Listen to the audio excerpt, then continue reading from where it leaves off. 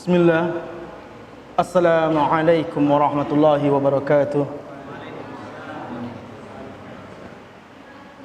Alhamdulillah alladzi nahmaduhu wa nasta'inuhu wa nastaghfiruh wa na'udzu billahi min shururi anfusina wa sayyiati a'malina. Man yahdihillahu fala mudilla lahu wa man yudlil fala hadiya lahu. Asyhadu an la ilaha illallah wahdahu la syarika lah wa asyhadu anna nabiyyana wa maulana Muhammadan abduhu wa rasuluh sallallahu alaihi wa ala alihi wa ashabihi wa man ittaba'anil huda ila yaumil qiyamah wa sallama tasliman katsira. Wa qad qala rabbuna tabaraka wa ta'ala ya ayyuhalladzina amanu taqullaha haqqa tuqatih wa la tamutunna illa wa antum muslimun. Amma ba'd. Ma'asyiral muslimin wa ma'asyiral muslimat rahimani wa rahimakumullah.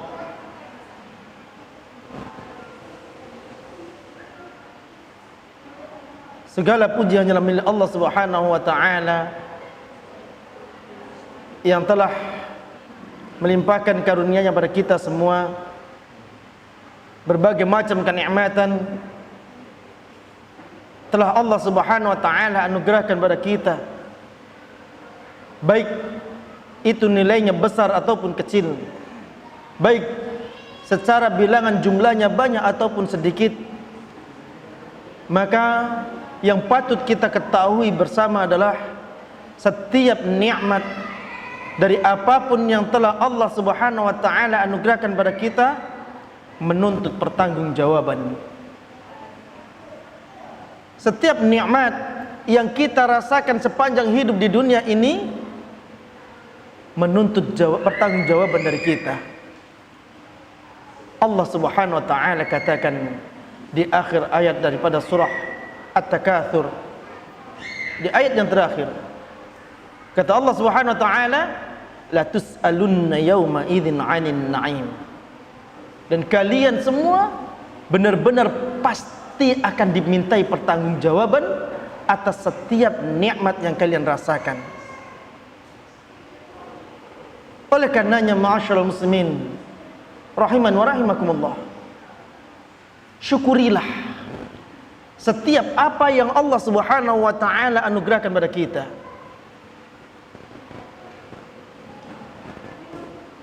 Dan syukur tidak akan terrealisasi kecuali terpenuhi baginya tiga hal, sebagaimana yang diungkapkan oleh Al-Imam Ibnu Qayyim Al-Jauziyah dalam kitabnya Wabilus Shayyib. Beliau mengatakan syukur itu terrealisasi apabila lisan mengakui bahwasanya nikmat itu datangnya dari Allah Subhanahu wa taala. Pengakuan lisan dengan banyak memuji sang pemberi nikmat, dan hati menyandarkan setiap nikmat yang datang kepadanya itu bersumber dari Allah Subhanahu wa taala. Demikian juga anggota tubuh menjadikan nikmat-nikmat tersebut sebagai wasilah untuk taqarruban ilallah taala. Menjadikan nikmat-nikmat tersebut sebagai wasilah untuk mendekatkan diri kepada Allah Subhanahu wa taala. Bila ketiga hal ini ada pada seseorang yang diberi nikmat oleh Allah Subhanahu wa taala, maka dialah orang yang bersyukur. Bila ketiga hal ini ada pada orang yang diberi nikmat oleh Allah Subhanahu wa taala, maka janji Allah Subhanahu wa taala berlaku baginya, la in syakartum la azidannakum. Jika kalian bersyukur terhadap nikmat-nikmatku, aku pasti, Allah katakan, aku pasti akan tambahkan nikmat itu pada kalian. Namun khawatirnya bila tiga hal ini tidak terwujud, khawatirnya bila tiga hal ini tidak diaplikasikan, tidak diamalkan oleh seorang hamba, maka jatuhlah dia pada seorang hamba yang kufur. maka berlaku pula baginya ancaman Allah Subhanahu wa taala.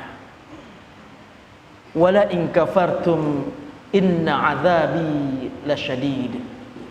Jika kalian kufur terhadap nikmat-nikmatku, maka ketahuilah sungguh azabku amatlah keras.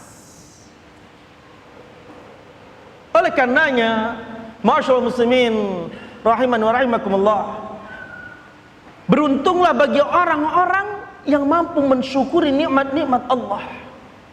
Namun celakalah bagi orang-orang yang tak mampu mensyukuri nikmat Allah, atau celakalah orang-orang yang dia mengkufuri nikmat Allah Subhanahu wa taala.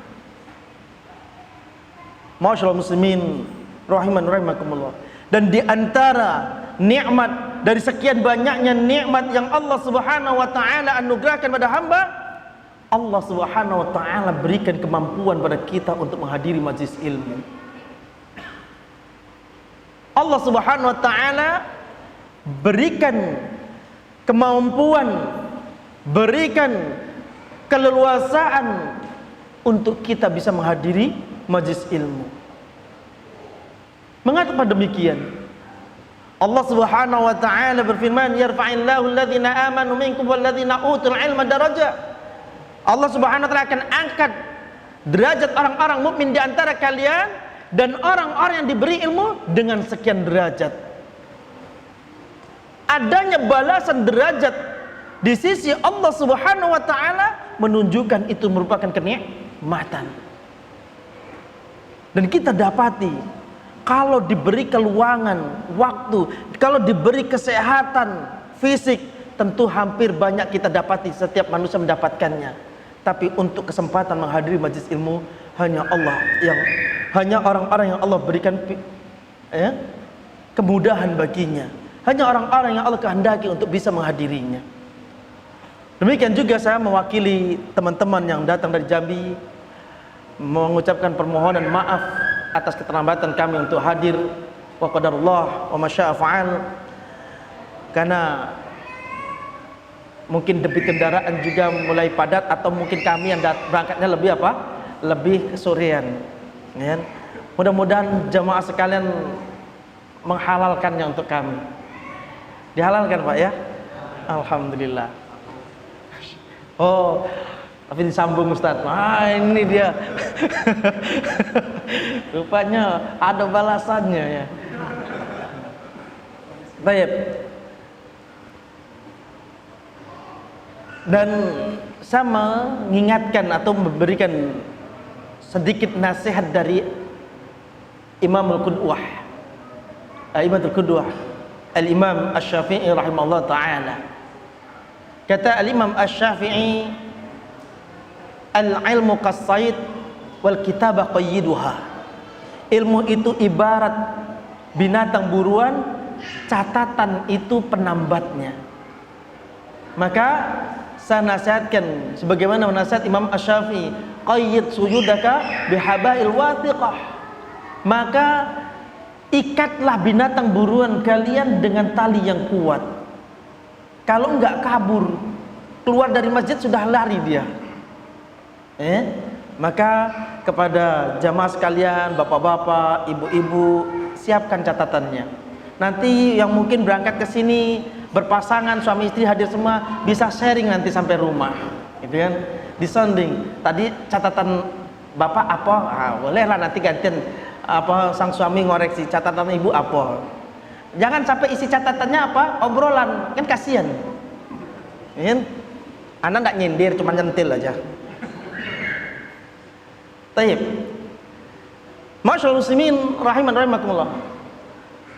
Apa tema kita? Bayang-bayang kemiskinan. Masyaallah muslimin rahiman rahimakumullah. Tabiat manusia itu paling suka diberi limpahan harta. Allah katakan dalam surah dalam surah Al-Fajr, fa ammal insanu idza mabtalahu rabbuhu fa akramahu wa na'ama fa yaqulu rabbi akraman. Udah tabiat manusia. Apabila Allah Subhanahu wa taala berikan padanya keluangan, Allah berikan padanya sedikit kemuliaan. Maka apa? Dia mengatakan pada orang lain, sungguh Rabbku telah memuliakan diriku. Tapi wa amma idza mabtalahu faqadara alaihi rizqah. Tapi kalau seandainya Allah batasi rizkinya, fayaqulu rabbi ahanan. Dia katakan pada orang-orang, Rabbku sedang menghinakan diriku.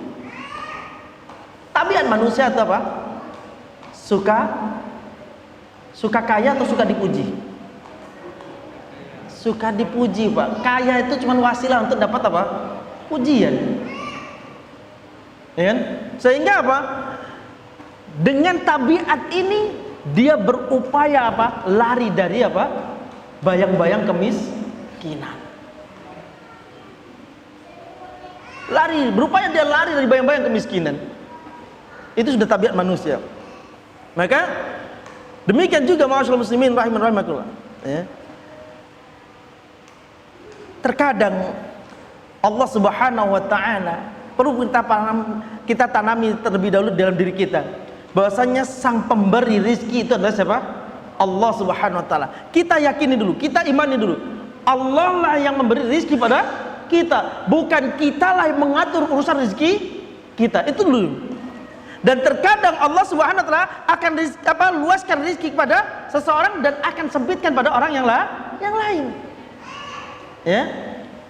Namun tugas kita, ini tugas kita, menerima semua keputusan Allah Subhanahu wa taala dengan apa? Sabar. Dengan apa? Syukur. Ketika Allah Subhanahu wa taala berikan sesuatu yang lebih dari apa yang kita butuhkan, syukuri. Ketika Allah Subhanahu wa taala berikan pada kita sesuatu yang mungkin kurang dari kebutuhan kita, maka bersabarlah. Ya? Dan juga apa? Qanaahlah. Apa itu qanaah? Merasa puas dari setiap apa yang diberikan oleh Allah Subhanahu wa taala kepada kita. Kenapa? Karena kunci kebahagiaan ada pada 3 hal tersebut. Bersyukur ketika Allah berikan rizki yang melebihi kebutuhan kita, bersabar ketika apa? Diberi rizki yang mungkin belum mencukupi kebutuhan kita, dan merasa puas dengan setiap apa yang Allah Subhanahu wa taala berikan pada kita. Bila ini ada pada seorang hamba, dia orang yang paling bahagia. Dia orang yang paling bahagia. Rasulullah sallallahu alaihi wasallam beliau bersabda sebagaimana hadis yang diriwayatkan Imam Muslim. Kata Rasulullah sallallahu alaihi wasallam, "Qad aflah." Sungguh beruntunglah siapa? Man aslam. Sungguh beruntunglah orang yang Allah Subhanahu wa taala berikan padanya petunjuk Islam. Sungguh beruntunglah orang yang Allah Subhanahu wa taala berikan padanya hidayah Islam. Wa ruziqa kafafan, dan Allah berikan padanya rizki yang cukup. Wa qanna'ahu Allah fima atah, dan dia merasa puas dengan setiap apapun yang diberikan oleh Allah Subhanahu wa taala. Lihat 3 kunci kebahagiaan. Yang pertama apa? Allah Subhanahu wa taala tunjukkan padanya jalan Islam. Islam di sini bukan sekedar pengakuan. Islam di sini bukan sekedar apa? Ungkapan ana muslim. La, bukan itu. Tapi apa? Allah tunjukkan padanya mana jalan yang lurus dan mana jalan yang bengkok. Dan dia benar-benar bisa meniti jalan yang lurus tersebut. Dan inilah yang diperintahkan oleh Allah Subhanahu wa taala setiap saat untuk kita minta. Bahkan seharinya minimal 17 kali untuk kita meminta kepada Allah Subhanahu wa taala, ihdinas siratal mustaqim, siratal ladzina an'amta 'alaihim. Tunjukkanlah kami pada jalanmu yang lurus, jalan yang pernah dititi orang-orang yang kau beri nikmat kepada mereka. Kalau kita ditunjukkan jalan itu, gak ada lagi alasan lisan kita untuk tidak bersyukur. Allah tunjukkan tidak? Allah tunjukkan kita kepada jalan sunnah. Allah tunjukkan tidak? kita kepada jalan tauhid, jalan yang ditempuh oleh para anbiya, jalan yang ditempuh oleh para rasul, jalan yang ditempuh oleh kaum-kaum yang saleh, sudah ditunjukkan, maka itu merupakan nikmat yang paling agung. Ditambah lagi Allah anugerahkan apa? Rizki yang cukup. Saya tanya, mana lebih cukup, yang Allah berikan pada kita atau pada Rasul sallallahu alaihi wasallam? Ana mau tanya, istri antum berapa? Istri antum berapa? Anak jangan tersinggung bu ya. Saya mau tanya aja, istri antum berapa? 1. Pernah kelaparan? Pernah tidak makan sehari? Tidak. Demi Allah, Rasul kita yang mulia Nabiullah Muhammad sallallahu alaihi wasallam pernah dalam suatu hari beliau puasa mendadak, mengunjungi istri yang ini, ainda kita la ya Rasulullah. Pindah ke istri yang lain, ainda kita la ya Rasulullah. Terakhir di rumah Aisyah, ainda kita ya Aisyah la ya Rasulullah. Idzan al-yaum ana shaim. Kalau gitu hari ini aku berpuasa. Wallahi, mana yang lebih baik ketakwaannya, kita atau Rasulullah? Itu isya ya, adzan isya, kita jeda ya. Qadarullah wa syafal. Mudah-mudahan tidak membuat turun semangat antum ya. Barakallahu fikum.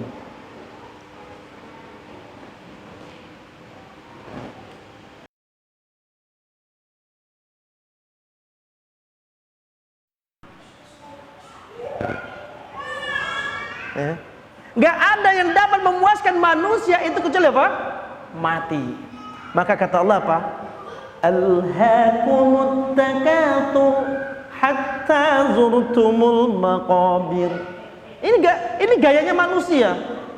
Ini tabiatnya manusia. Sukanya apa? Numpuk-numpuk harta.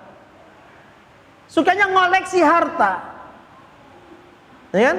Kalau harta masuk ke tempat dia, bagaikan ikan masuk dalam bubu.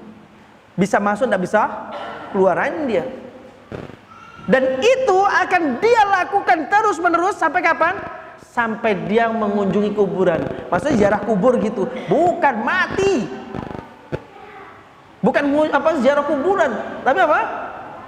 Mati. Allah menggunakan bahasa yang santun, bahasa yang indah. Hatta zurtumul maqabir, sampai engkau mengunjungi kuburan. Artinya apa? Sampai engkau dikirim ke makam. Gitu. Lihat. Maka ma'asyiral muslimin rahimakumullah, ini semua dampak dari apa? Bayang-bayang kemiskinan. Ini semua adalah dampak dari bayang-bayang kemiskinan.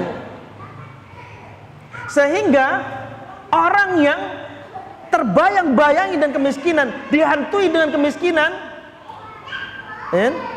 sulit baginya untuk mengeluarkan harta yang itu menjadi apa? Hak Allah Subhanahu wa ta'ala. Sulit baginya untuk mengeluarkan sodakonya, sulit baginya untuk mengeluarkan infaknya.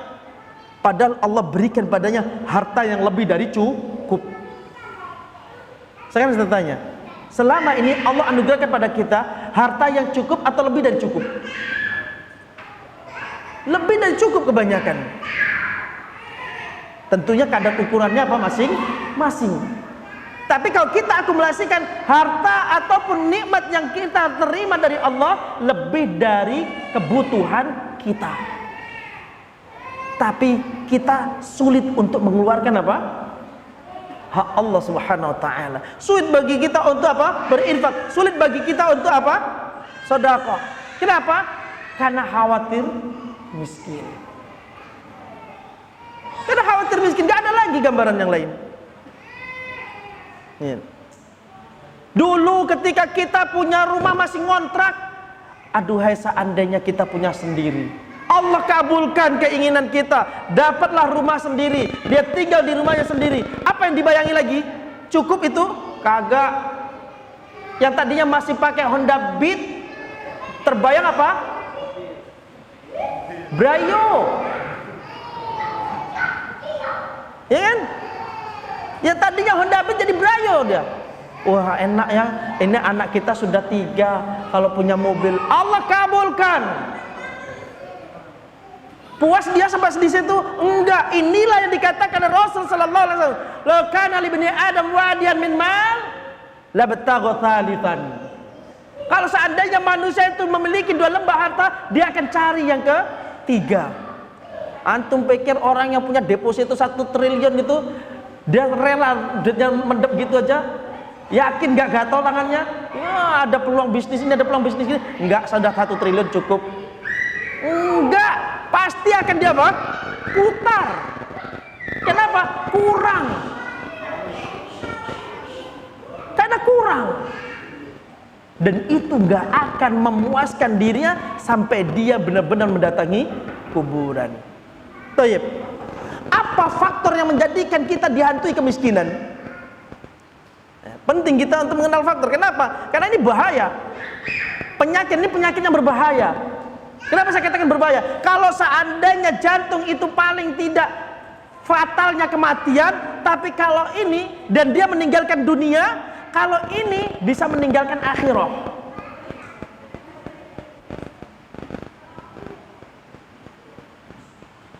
Kita punya di akhirat itu 2 kampung yang akan kita tuju, yang akan kita pilih. Kampung kebahagiaan dan kampung yang penuh dengan kesengsaraan. Nah, penyakit ini yang akan mengirimkan kita ke kampung kesengsaraan. Kita merasa khawatir sengsara di dunia, tapi kita gak pernah merasa khawatir kalau sengsara di akhirat. Ini dia masalahnya. Apa yang menjadikan faktor-faktor ini terjadi?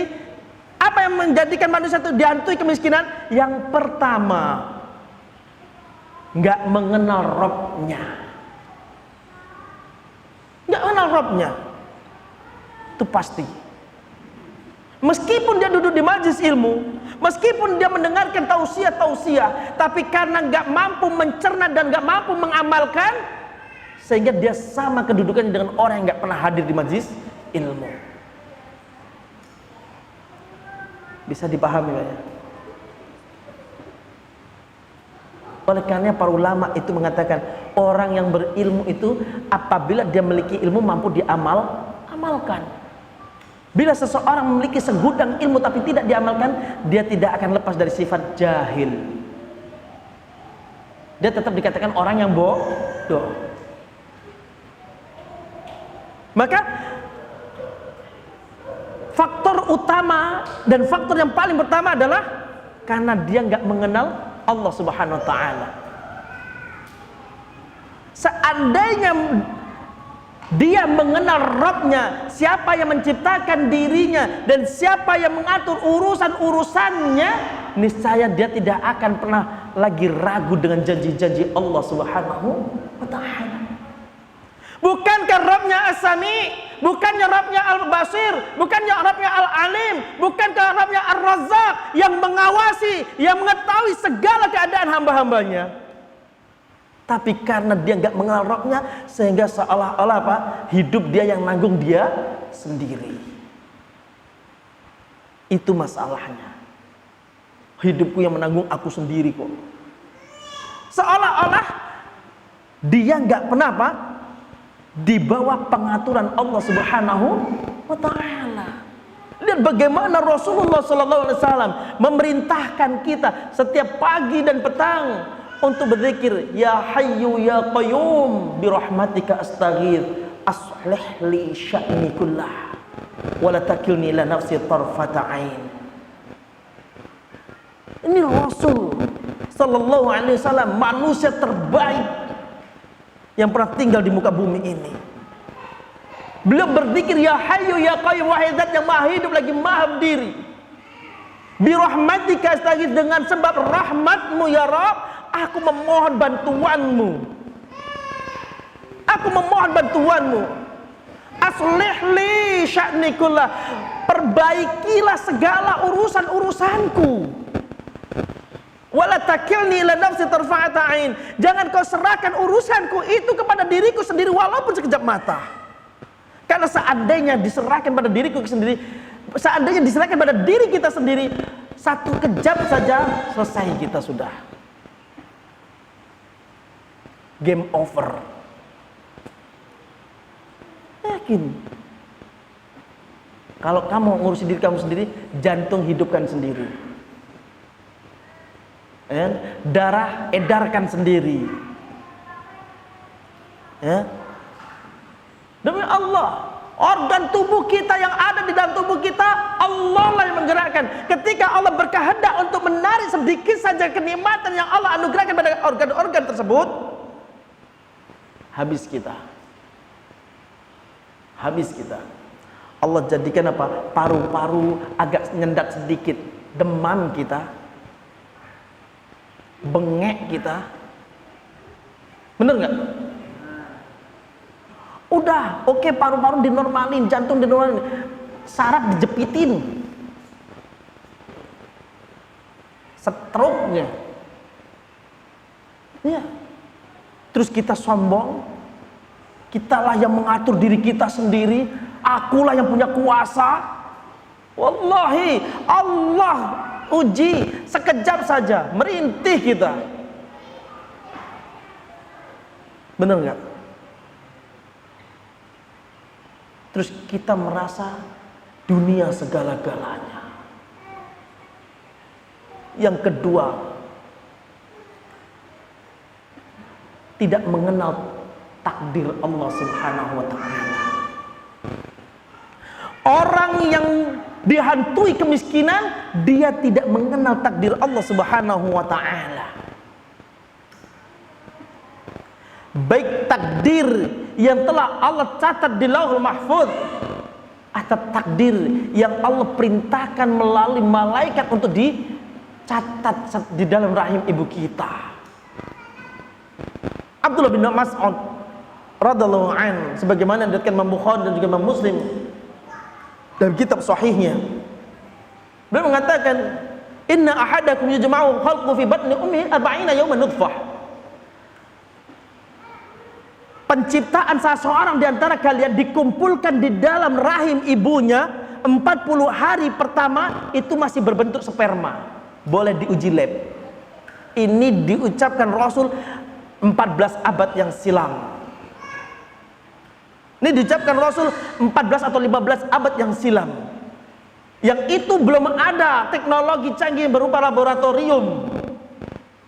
Belum ditemukan alat-alat yang demikian rupa yang kita dapati di zaman sekarang. Tapi Rasul mengatakan, sesungguhnya salah satu di antara kalian diciptakan di dalam ibunya, dikumpulkan penciptanya di dalam ibunya 40 hari pertama berbentuk sperma. Tsumma yakunu 'alaqatan mithla dzalik, kemudian 40 hari kedua berbentuk segumpal darah. Tsumma yakunu 'alaqatan, tsumma yakunu mudghatan mithla dzalik, kemudian 40 hari ketiga baru berproses berbentuk daging. Di dalam hadis ini menunjukkan besarnya rahmat Allah kepada manusia. Dari mana, Pak?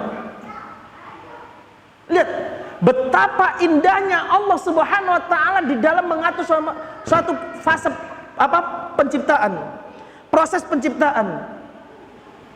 Begitu besarnya sayang Allah kepada kaum wanita. Karena kaum wanita lah yang mengandung, maka Allah berikan 40 hari pertama biar netral dulu, masih berbentuk sperma. Setelah sudah kuat, naik ke bentuk darah. 40 hari itu sudah kuat, baru berproses pada bersekerat daging. Seandainya Allah Subhanahu wa taala berkehendak langsung jadi bayi, apa yang terjadi pada wanita? Begitu takdir menentukan sperma ini menjadi janin, langsung tak jadi bayi lengkap, berbentuk sperma, proses ke darah, proses ke sekerat daging, itu mabuk-mabuk, ya enggak? Kan? Tapi itu kalau ridho dan ikhlas, pahala bagi para wanita, pahala bagi para wanita. Kemudian apa kata Rasul sallallahu alaihi wasallam? Tsumma yursalu 'alail malak fayanfukhu fihi ruh. Kemudian diutus seorang malaikat untuk meniupkan ruh kepada janin tersebut. fayu'maru bi arba'i kalimat, diperintahkan untuk menulis 4 hal. Ini dia. Diperintahkan untuk apa? Menulis 4 hal. Maka ma'asyiral muslimin rahimakumullah. Apa yang ditulis? Bikatsbi rizkihi. Yang pertama, tentukan rizkinya. Bikatsbi ajalihi, tentukan pula kematiannya. Bikatsbi amalihi, tentukan pula perbuatannya, dia mukmin atau kafir. Bikatsbi sakiyun atau sa'idun, nasib baik atau buruknya,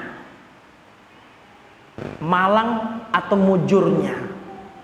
Maka itu semua sudah ditetapkan, udah ada pada penulisan para malaikat. Sejak kapan? Sejak janin usia 4 bulan sampai kematiannya.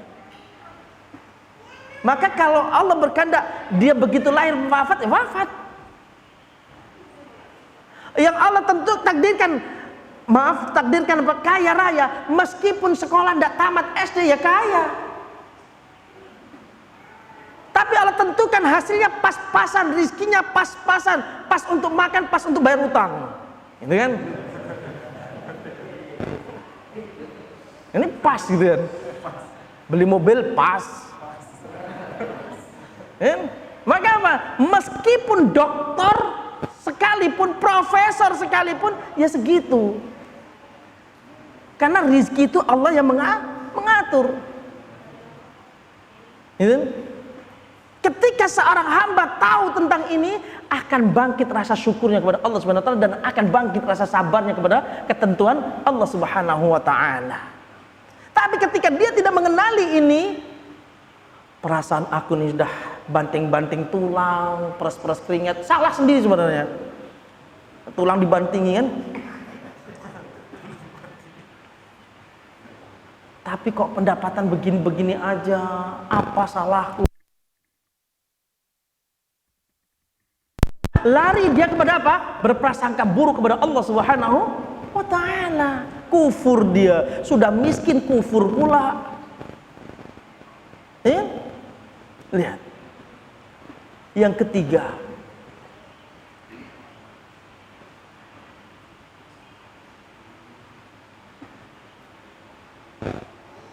ambisinya begitu besar terhadap kehidupan dunia. Ya.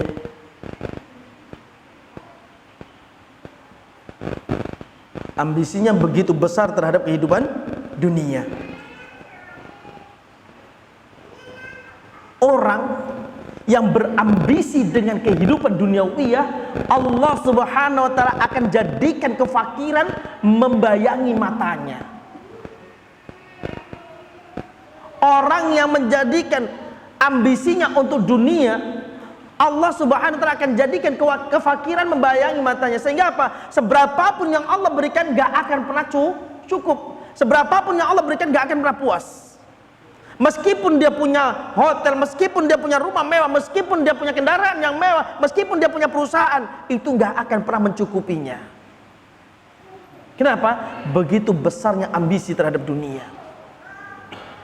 Rasulullah sallallahu alaihi wasallam beliau bersabda sebagaimana hadis ini diriwayatkan oleh Imam Ahmad dan disahihkan oleh Imam Albani rahimahumullah taala.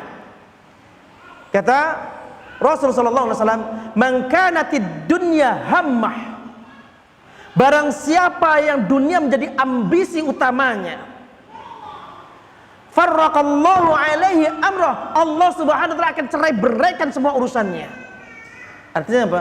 Allah hilangkan hayalan tentang akhirahnya. Allah hilangkan hasratnya tentang akhirat. Allah hilangkan. Allah cerai-beraikan urusannya. Artinya apa? Hasrat terhadap kehidupan akhirah Allah Subhanahu wa taala tutupi. Kenapa? Karena dia menginginkan dunia. Wa ja'ala faqrahu baina 'ainai, Allah jadikan kemiskinan membayangi matanya. Walam ya'ti minad dunya illa ma kutibalah, padahal dunia enggak akan pernah datang padanya kecuali sesuai dengan ketentuannya. Seberapa kuat dia mencarinya, seberapa semangat yang dia curahkan untuk mendapatkannya, ya segitu yang dia beri, yang diterima. Segitu yang diterima. Kenapa? Karena pada prinsipnya Allahumma la mu'tiya lima mana'ta. Ya. Allahumma la mani'a lima a'tait wa la mu'tiya lima mana'ta. Allah, ya Rabb, Engkau tidak akan pernah, ya Rabb, siapapun yang menghalanginya, bila Engkau berkehendak untuk memberikannya, gak akan bisa menghalangi. Ya. Lihat, ini prinsip dalam apa? Rizki. Siapapun berupaya untuk apa? Mencegah datangnya rizki pada orang tersebut, kalau Allah telah menetapkan sampai, gak akan pernah bisa menghalanginya. Itu prinsip. Antum jualan, antum usaha, antum bekerja apapun, kalau itu memang rizki yang telah Allah tetapkan, pasti sampai. Tapi kalau tidak, sekuat apapun, apa kata Allah? Wala mu'tiya lima manat. Siapapun yang dia upayakan untuk mendatangkannya, kalau Allah telah menghalangi, gak akan pernah sampai. Itu prinsip. Maka apa? Walam ya'ti minad dunya illa ma kutibalah. Dunia nggak akan pernah sampai padanya kecuali yang telah ditetapkan. Nggak akan pernah sampai kecuali yang ditetapkan. Ada orang kerja siang malam, ya kan? Dapatnya ya cuman segitu-gitulah, ya kan? Antara 100, 200, 300 ribu. Siang malam kerja, hampir 24 jam, paling 2 jam untuk tidur sama untuk makan sama yang lainnya. Kenapa? Karena berambisi untuk apa? Dapat yang banyak. Ada orang cuma modal telepon, hah? Iya, agak kirim sana, 1 juta dia dapat. Berat mana kerjanya? Cuma, oh iya, betul itu, kirim 1 juta dia dapat. Ini bang, ada ini, ada. Sekian, siap. Padahal modal berapa? Modal 5 juta, dijualnya berapa? 10 juta. Dapat 5 juta dia. Tapi karena Allah lah berkehendak, tetap apa? Sampai. Itulah prinsip rezeki. Benar nggak? Kadang kan akhirnya apa? Nengok tetangga. Apalah gawe bapak nih? Kayaknya nggak pernah kerja, tapi kok dia nih cepatnya kayaknya. Jangan-jangan. Nah, suudan pula dia dari tetangganya. Sudah dia dan tetangga, jangan-jangan nih. Kenapa? Si fulan berangkat, bapak ini masih di rumah. Si fulan pulang, bapak ini masih di rumah. Kayaknya bapak ini tidak pernah kerja. Duduk di depan rumah, baca-baca Al-Quran, ngaji-ngaji. Kok kemarin Avanza, sekarang lah Innova. Ini kan. Terus tidak lama beli kebun lagi. Apa bapak ini kerjanya nih? Jangan-jangan. Nah, kan jangan-jangan dia. Lah, nimbak pula ada dosa-dosa. Ini dia. Apa? Ambisi dunia. Tapi apa kata Rasulullah SAW? Wa man kanatil akhirah niyatah.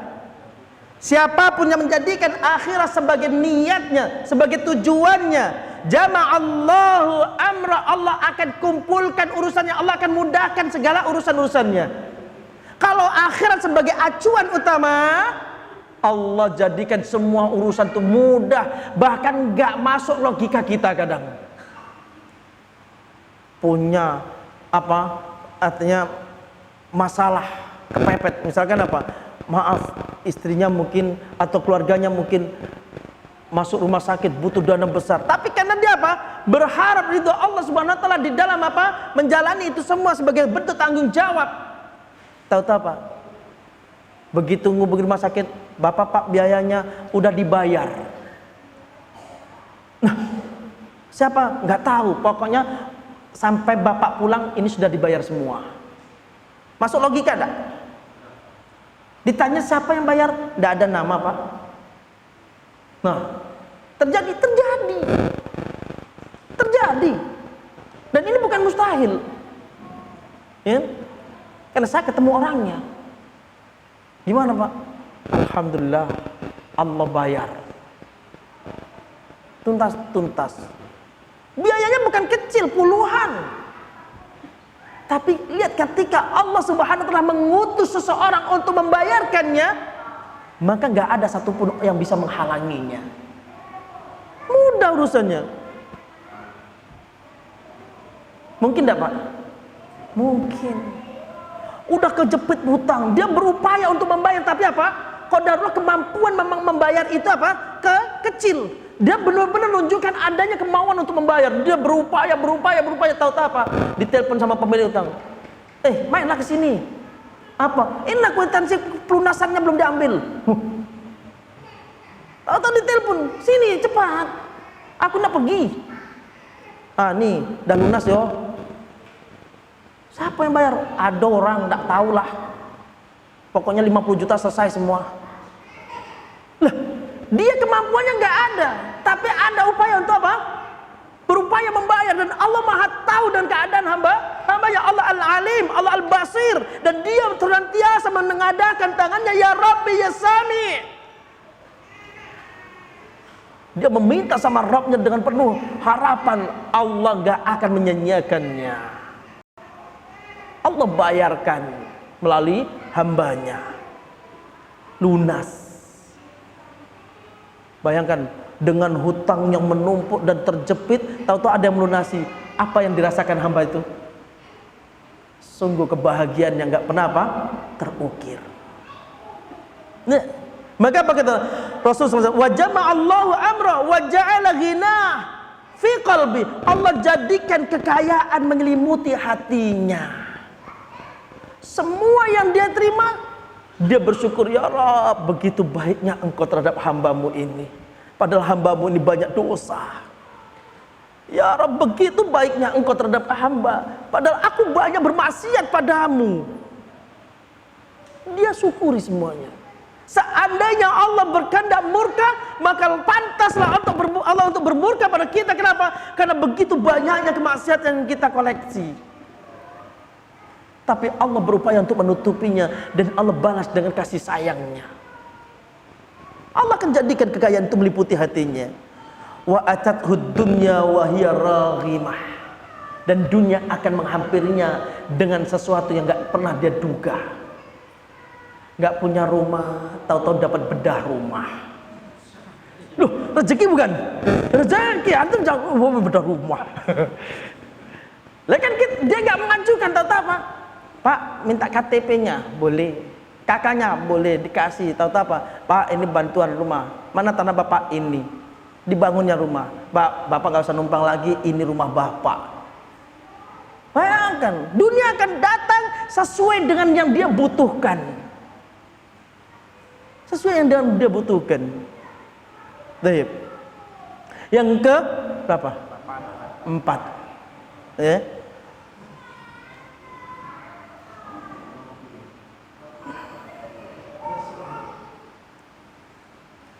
Jahil terhadap agama.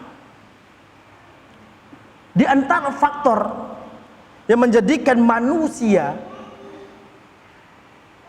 dibayangi oleh kemiskinan, dihantui oleh kemiskinan. Kenapa? Gak paham syariat, gak paham agama. Kalau seandainya dia paham terhadap agama, maka cukuplah firman Allah dalam surah Az-Zariyat itu sebagai pemukul baginya.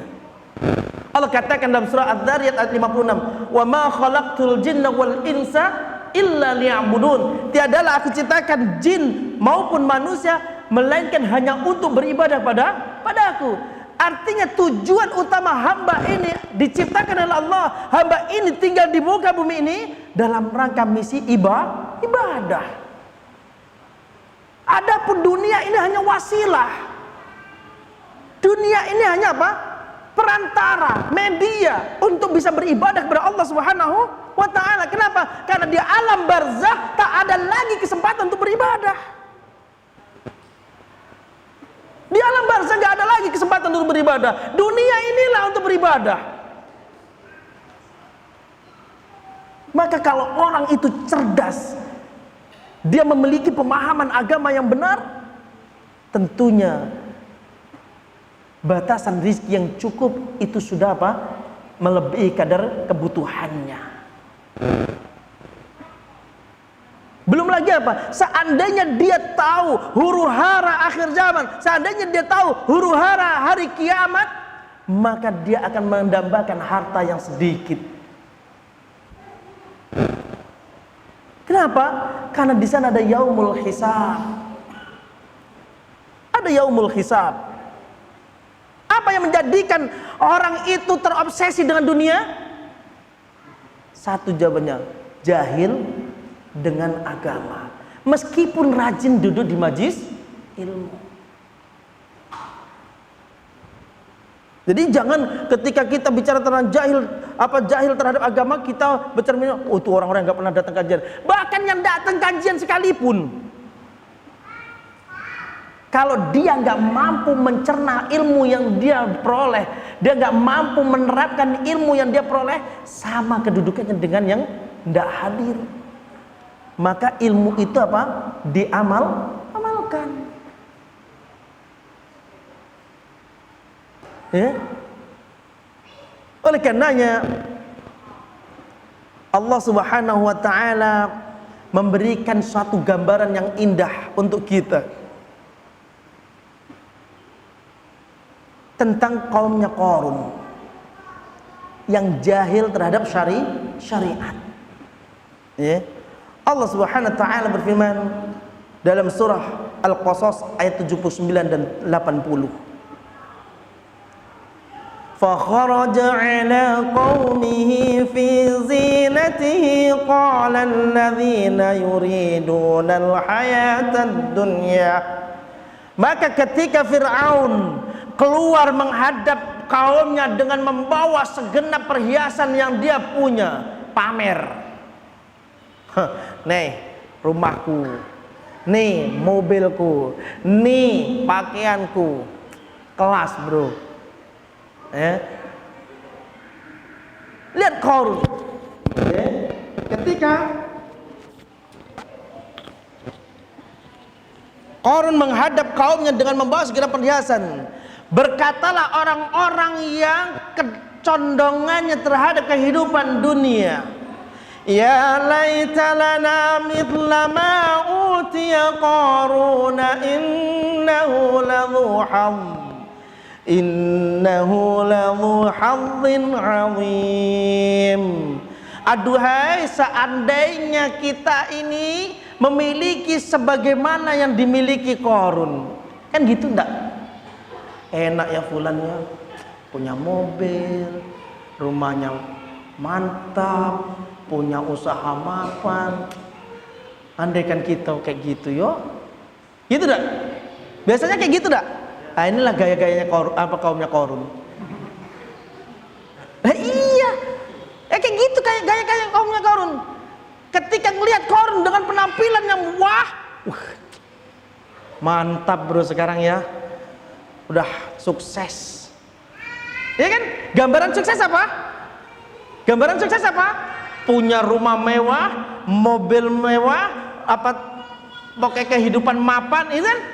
Sukses kan? Walaupun tidak nengok masjid, nggak pernah datang, ya, nggak ada asar sujudnya, artinya apa? Nggak nampak cerah wajahnya karena wudhu, ya. Kemudian apa? Tergiur dengan apa? Wah sukses, la haula wala quwata illa billah. Kan gitu. Pernah saya ditanya, Ustadz, kenapalah orang-orang kafir itu? Mereka tidak sholat, mereka tidak puasa, mereka ini tapi kasih kaya raya. Nah ini gaya kaumnya Qarun. Pertanyaannya kayak gini nih.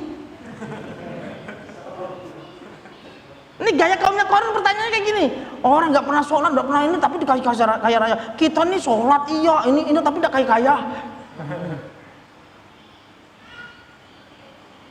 Karena nggak paham agama. Kalau seandainya dia paham agama, apa kata Rasul sallallahu alaihi wasallam? Seandainya dunia itu memiliki nilai walaupun sebesar sayap nyamuk, sekepak sayap nyamuk. Sekarang saya tanya, nyamuk itu punya nilai enggak? Nyamuk itu ada nilainya enggak di mata manusia? Terus kalau sayapnya, nyamuknya juga ada nilai, apalagi sayapnya. Maka kata Rasulullah SAW, seandainya dunia ini punya nilai meskipun sekepak sayap nyamuk, niscaya orang kafir gak akan dikasih minum darinya. Artinya dunia yang gemerlap ini gak ada nilai. Kok dibandingkan dengan sholat? Ya jauh. Paham gak ya? Akibat gagal paham terhadap syariat. Ya? Maka apa kata orang-orang yang diberi ilmu? Kata Allah SWT, wa qala alladhina utul ilma wailakum thawabullahi khair. Nah ini dia. Adapun orang-orang yang diberi ilmu, apa ungkapannya? Duh, gobloknya kalian, celaka kalian, pahala Allah itu lebih baik. Sholatmu kalau berpahala itu lebih baik, puasamu kalau berpahala itu lebih baik, engkau bisa ibadah kepada Allah itu lebih baik, kalau daripada engkau diberi harta yang banyak kan kemudian menjauhkan engkau dari Allah Subhanahu wa ta'ala. Lihat, sholatmu itu lebih baik, bacaan Al-Quranmu itu lebih baik, zikirmu itu lebih baik. Nah, masyaallah muslimin rahimakumullah. Apa kata orang yang diberi ilmu? Wa qala alladhina utul ilma wailakum thawabullahi khairul liman amana wa amila salihan wa la yulaqaha illa sabirun. Ini kuncinya. Ya. Waduh, celaka kalian. Pahala di sisi Allah itu lebih baik bagi orang yang beriman dan beramal saleh,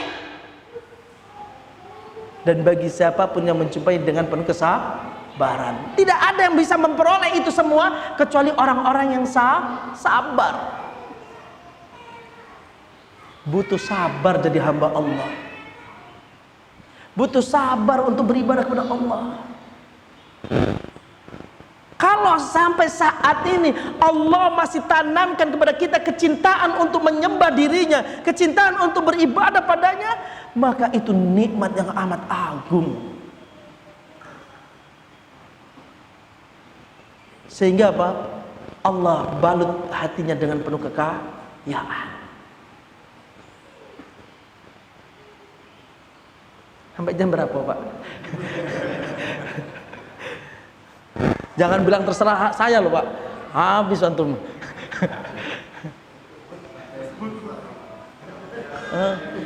Karena kalau anak enak, ada yang nganter.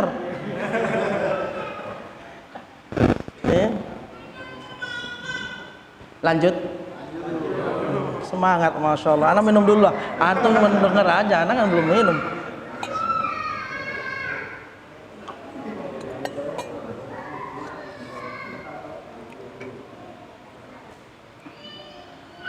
Maka oleh karena itu saudara-saudaraku sekalian, ketika Allah berikan kepada kita nikmat bisa menghadiri majelis ilmu, jangan sia-siakan. Jangan sia-siakan. Ada kesempatan untuk bisa hadir di majelis ilmu, jangan sia-siakan. Jangan sia-siakan. Di mana ada majelis ilmu yang bisa kita jangkau, kita kejar, jangan sia-siakan. Dari tempat antum ada yang jauhnya 30 kilo dari sini? Ada? Ada? Ada ya? Ada, masih dekat. Masih dekat. Imam Ahmad itu antar negara, Pak. Iya. Imam Ahmad itu antar negara, dari Irak ke Yaman, keliling dalam rangka mengumpulkan hadis. Imam Asy-Syafi'i dari Gaza ke Mekah, dari Mekah ke Madinah, dari Madinah ke Irak, mampir lagi kemana, ke Basra, balik lagi ke Irak. Dekat. Berarti antum masih dekat. Hah? Nah, antum pakai apa? Antum pakai mobil, antum pakai motor, senikmat-nikmatnya naik kuda, mana lebih nikmat pakai beat? Antum naik kuda sekencang beat, yakin manting. Orang dulu kendaraan paling cepat kalau ndak kuda apa? Onta. Tapi lihat semangat mereka yang diukir oleh Allah Subhanahu wa taala untuk pembelajaran bagi kaum setelahnya.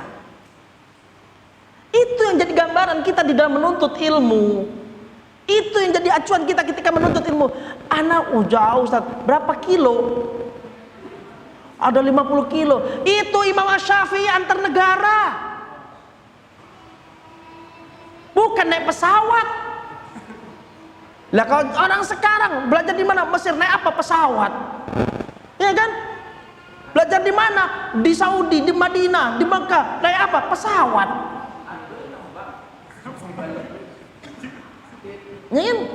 Lihat. Tapi ketika Allah Subhanahu wa taala berikan kita fasilitas untuk bisa sampai, jangan sia-siakan. Di sini nggak ada, Jambi ada, kejar Jambi. Lihat perbedaan orang yang punya ilmu dengan orang yang tidak memiliki ilmu. Orang yang kecil sempit pengetahuannya terhadap agama, maka ambisi terhadap dunia pasti lebih besar. Maka orang yang dalam pengetahuannya terhadap agama, maka kita bisa melihat bagaimana imam-imam terdahulu. Dunia bukan ambisi mereka. Abu Bakar As-Siddiq, setelah Allah berikan hidayah untuk mengikuti Rasulullah sallallahu alaihi wasallam, beliau rela habiskan hartanya demi Islam. Dia bebaskan budak-budak yang mau beriman kepada Rasul sallallahu alaihi wasallam dengan harta yang dia miliki. Bahkan ketika ada kumandangan dari Rasul sallallahu alaihi wasallam, siapa yang mau berinfak di antara kalian? Maka Abu Bakar As-Siddiq orang yang terdepan di dalam apa? Berinfak. Bahkan satu-satunya sahabat yang siap berinfak untuk seluruh hartanya. Kenapa? Karena beliau sangat mengenal akhirah, karena beliau sangat mengenal agama. Lihat bagaimana Bilal rela disiksa, rela dihina, rela dizalimi, rela dengan gambaran-gambaran yang sulit untuk kita gambarkan. Kenapa? Karena agama, karena pemahamannya terhadap agama.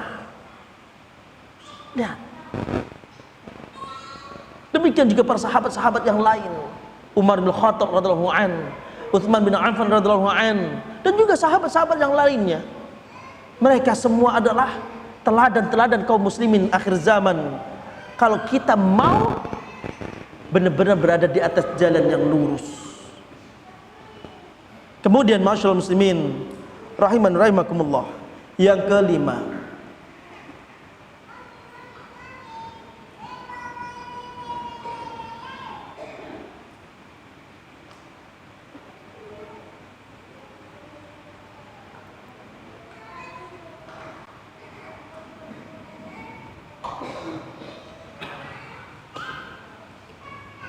mengikuti seruan syaitan. Faktor yang kelima apa? Mengikuti seruan syaitan.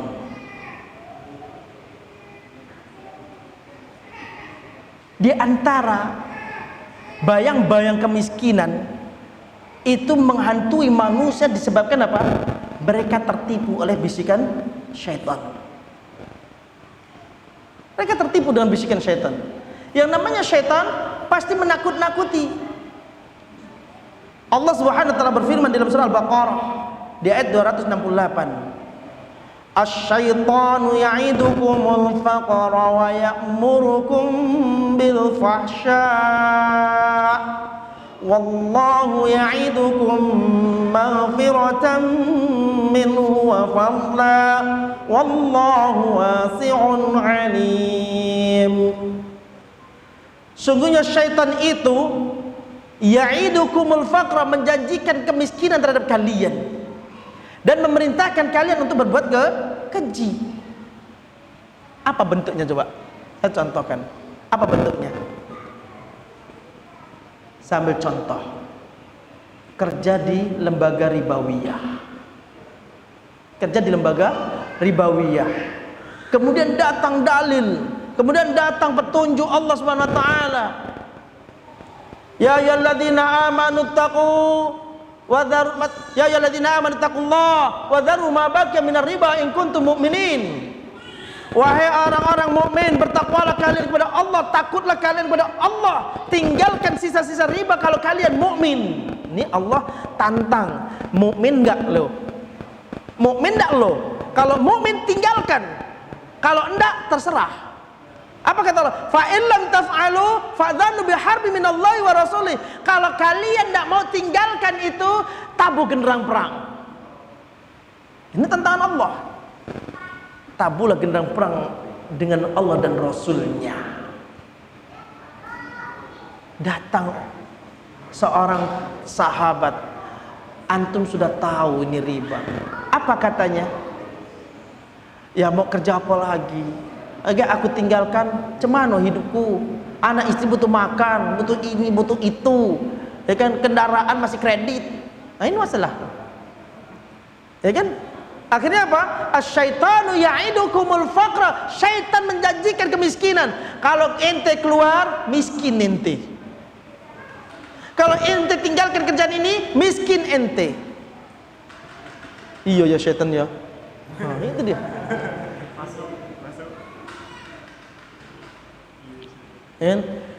Disuruh jualan dengan jujur, terutama dalam hal menakar dan menimbang. Jualan BBM di pinggir jalan, anak bukan nyindir tapi nembak. Itu jualan bilangnya 1 liter, ada enggak 1 liter?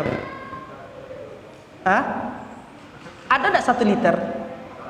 Enggak ada 1 liter. Ya kan? Beli 2 liter isinya rasa-rasanya 1 liter lebih. Rasa-rasanya, cuman perasaan anak aja itu.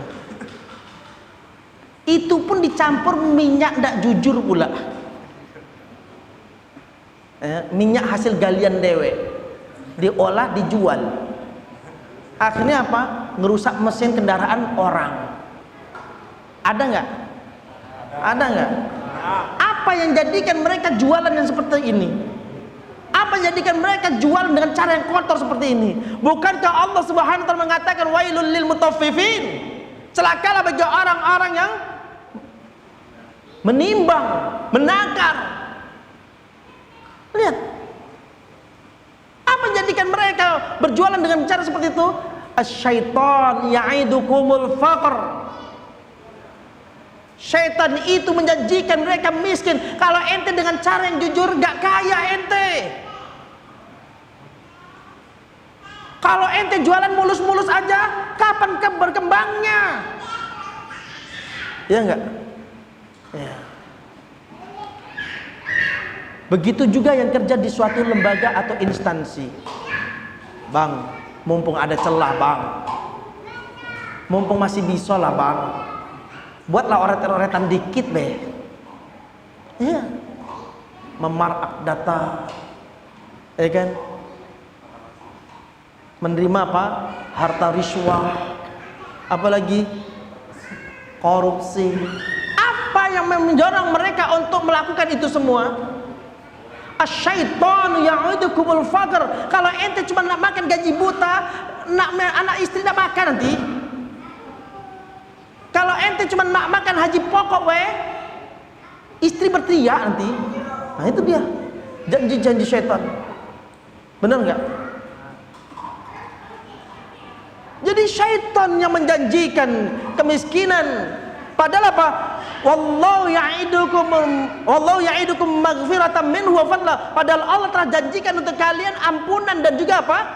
Karunia. Dia lebih percaya janji syaitan daripada janji Allah Subhanahu wa taala. Ini fatalnya. Ini fatalnya. Dia lebih percaya janji syaitan yang telah menyesatkan Adam. Dan dia mengingkari janji Allah, zat yang telah menciptakan dirinya. Paham Pak?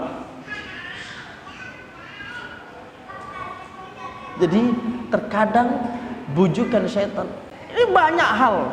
Ya kalau saya sebut satu-satu banyak nanti yang kena. Pedagang sawit. Ada yang pedagang sawit.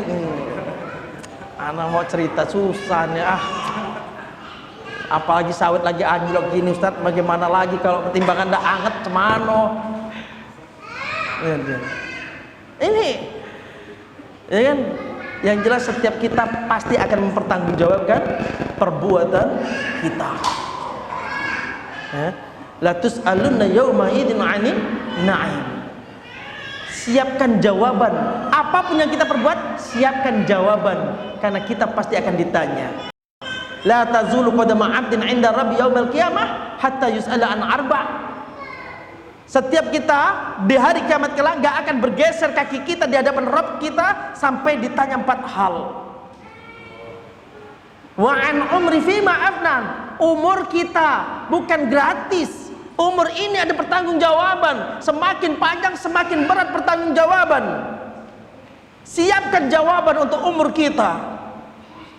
Kalau kita dapati umur kita gunakan untuk perkara-perkara yang mendatangkan keridhaan Allah, bersyukurlah kepada Allah Subhanahu wa taala. Karena itu merupakan hidayah dari Allah dan karunia-Nya. Karena umur ini pasti akan ditanya. Wa an mali fima min aina iktasaba wa fima anfaqah. Dengan hartanya dari mana dia peroleh. Allah akan tanya dari satu sisi dari yang diperoleh dulu. Kalau yang diperoleh dari cara yang halal, selamat dia. Tapi belum lepas, kemana dia belanjakan? Untuk beli rokok Ustaz. Selesai dia.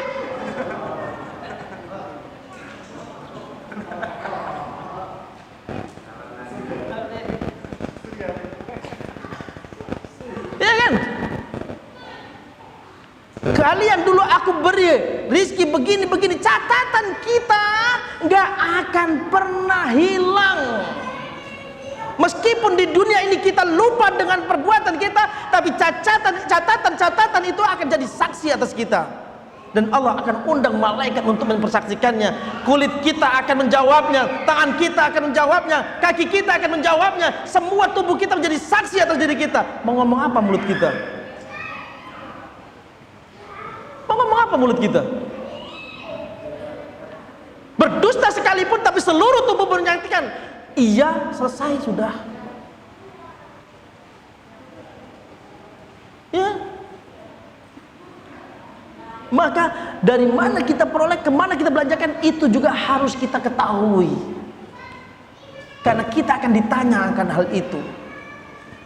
Aduh Ustaz, semakin ngaji kok semakin berat rasanya Ustaz. Balik lah.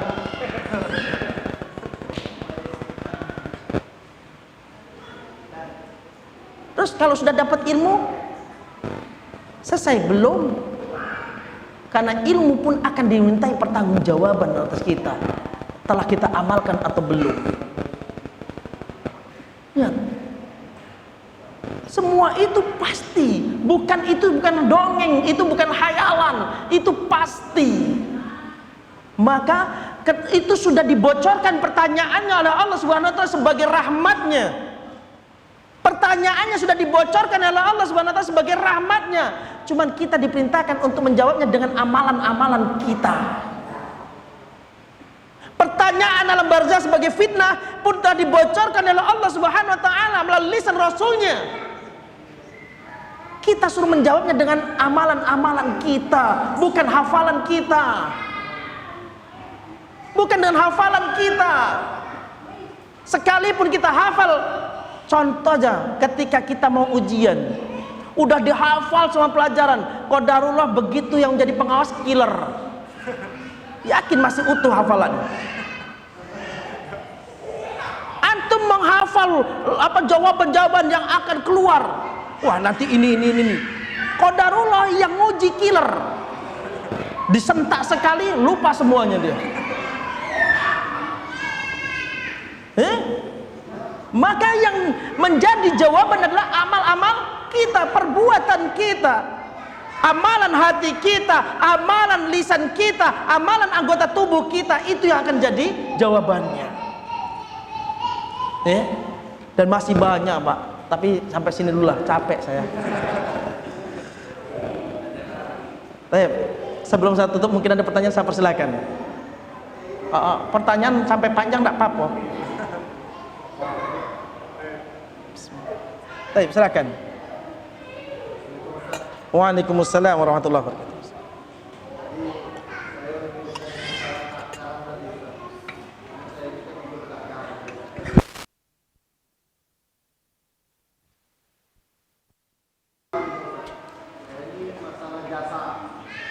Jasa apa itu? Terus?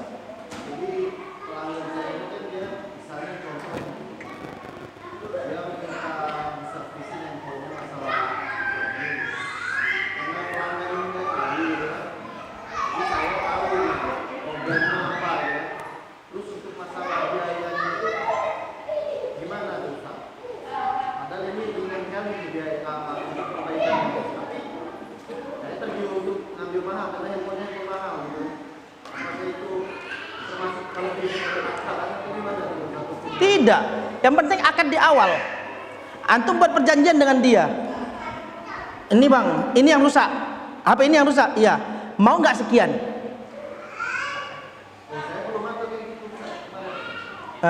Ini saya lihat dulu. Ya kan, dilihat dulu kan kondisinya. Oh, Anda tahu rusaknya begini. Ini saya begini. Anda kasih harga. Misalkan mungkin lah menurut Anda ringan, tapi kan orang nggak tahu. Kemudian, oh ini bisa diperbaiki, tapi biayanya 200.000, mau nggak? Ada apa-apa bang? Kalau apa sudah, tidak ada masalah. Enggak, karena kan dia ridho. Kita mau kerjakan asalkan dia mau dengan harga sekian, tidak ada masalah.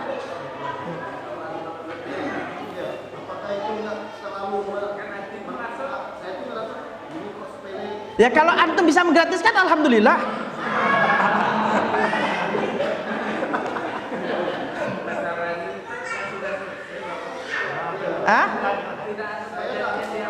Iya, artinya kedepannya coba antum perbaiki akadnya gitu loh. Iya. Iya. Oh ini bisa tapi sekian, mau enggak?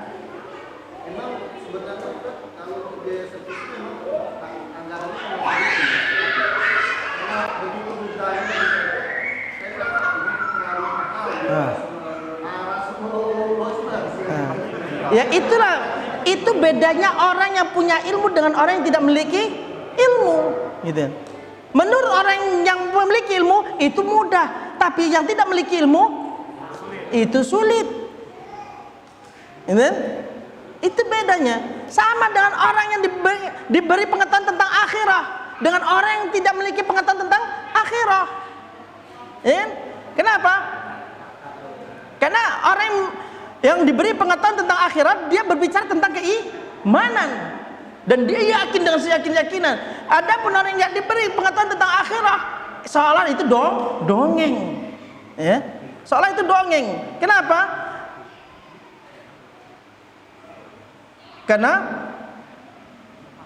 Rasul Sallallahu Alaihi Wasallam, ya, sebagaimana dalam satu hadis qudsi, ya, dalam satu hadis qudsi Rasul sallallahu alaihi wasallam menceritakan, yaqulullah ta'ala, Allah Subhanahu wa taala berfirman, a'datu li ibadis salihin ma la 'ainun ra'at wa la udhurun sami'at wa la khatara 'ala qalbi bashar. Ya. Aku janjikan untuk umat hamba-hambaku yang saleh sesuatu yang belum pernah dilihat oleh mata, belum pernah didengar oleh telinga, belum pernah terbesit dalam benak sanubari hamba. Bisa dibayangkan enggak? Bisa dibayangkan enggak itu? Orang nggak pernah bisa dilihat. Antum memandang sesuatu yang paling nikmat, surga lebih nikmat. Antum mendengar tentang berita yang paling nikmat, surga lebih nikmat. Hati membayangkan tentang surga, kenikmatan surga, maka surga lebih nikmat dari apa yang kita bayangkan. Lah ini kalau orang yang punya pengetahuan tentang akhirat, itu ngayal namanya. Sehingga apa? Dia tetap dalam apa? Bersikukuh dengan ambisinya terhadap dunia. Ya, paham ya? Baik. Waalaikumsalam warahmatullahi wabarakatuh.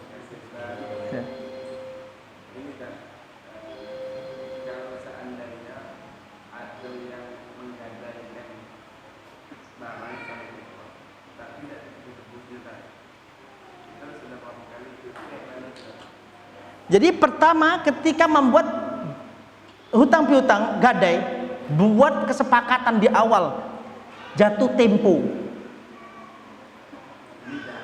Hah? Ah, itu masalah. Buat kesepakatan jatuh tempo. Ini mau pinjam berapa tahun? 3 tahun, oke. Maka apa? Kalau itu motor, butuh perawatan enggak? Butuh perawatan. Maka kalau dia nggak menggunakan, pemilik hutang yang akan nanggung perawatannya.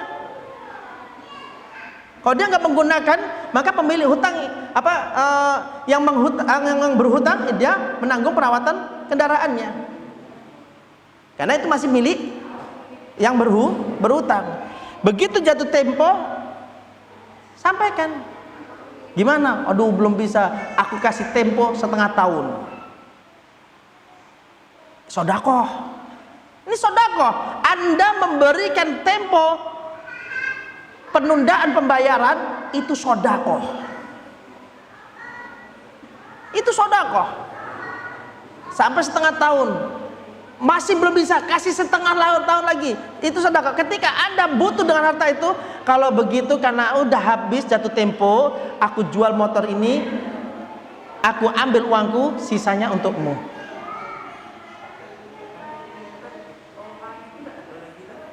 Hah?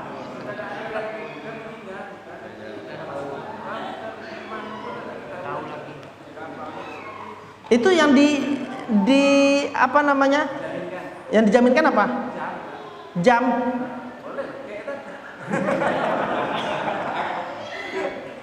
Sudah berapa lama? Nggak ketemu lagi orangnya.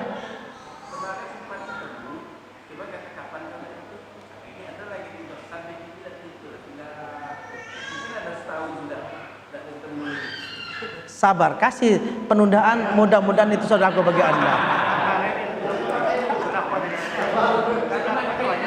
Ah? Ada perawatannya nggak? Merawat nggak?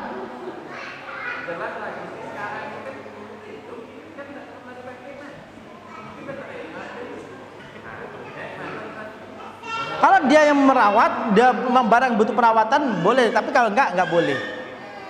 Dia karena tapi misalkan nih, kalau nggak dipakai, nggak dirawat, IC-nya rusak.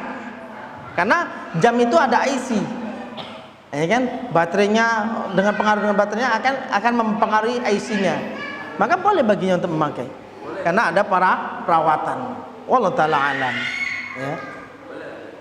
Tapi kalau barang yang nggak, misalkan emas dan sebagainya, nggak boleh. Itu barang gadaian. Taib, ada yang lain? Umahatnya? Oh, udah ribut, udah ngejak balik. Oke lah. Jazakumullah khairan katsir, barakallahu fikum. Atas kebersamaannya ada kalimat yang kurang berkenan, mohon maaf. Yang sebesar-besarnya kepada Allah mohon ampun. Akhir da'wana subhanakallahumma wa bihamdik asyhadu an la ilaha illa anta astaghfiruka wa atubu ilaik. Sallallahu ala nabi. Assalamualaikum warahmatullahi wabarakatuh.